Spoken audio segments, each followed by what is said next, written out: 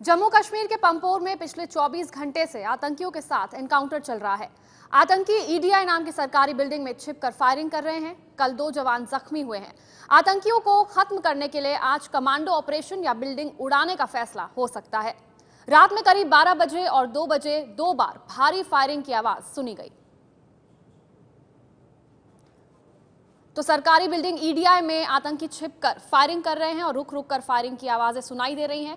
और आज बिल्डिंग को गिराने या फिर कमांडो ऑपरेशन पर विचार हो सकता है ताकि आतंकियों को खत्म कर दिया जाए।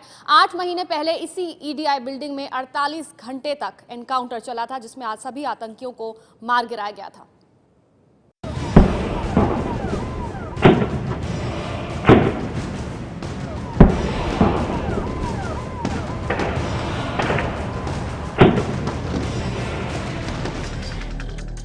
श्रीनगर से 15 किलोमीटर दूर पंपोर में ईडीआई यानी एंटरप्रेन्योरशिप डेवलपमेंट इंस्टीट्यूट की हॉस्टल बिल्डिंग का नक्शा पिछले 24 घंटे में बदल चुका है। बिल्डिंग से लगातार धुआं निकल रहा है। बिल्डिंग की एक मंजिल आग में जल चुकी है।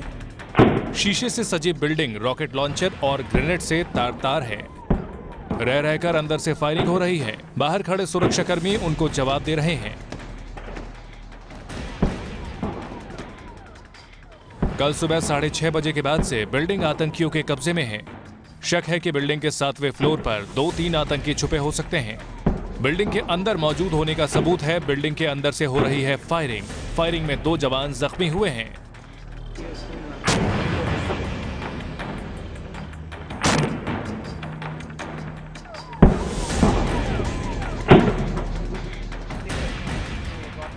एबीपी न्यूज संवाददाता आसिफ कुरैशी कल सुबह से पंपोर की इस बिल्डिंग पर आतंकी हमले की रिपोर्टिंग कर रहे हैं।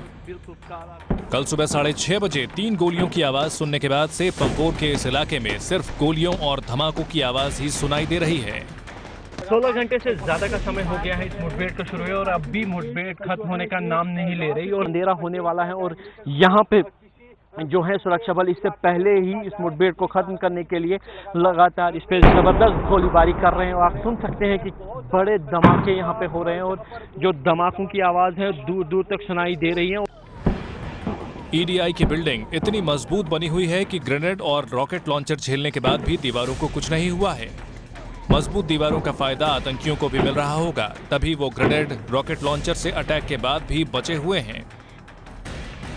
ऑपरेशन में आगे 2 विकल्प हैं। एक तो कमांडो अंदर घुसकर सीधे आतंकियों का मुकाबला करें। दूसरा विकल्प यह है कि आईईडी लगाकर बिल्डिंग गिरा दी जाए।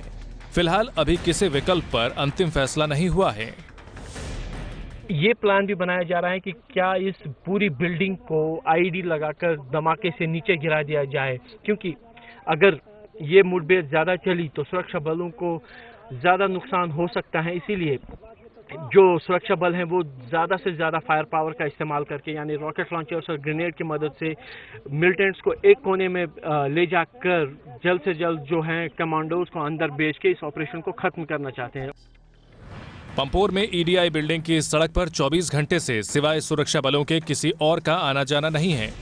शक है कि बिल्डिंग से सटे शलिन गांव से आतंकी बिल्डिंग में घुसने में कामयाब हुए थे। झेलम नदी के रास्ते आतंकियों के घुसने का शक है।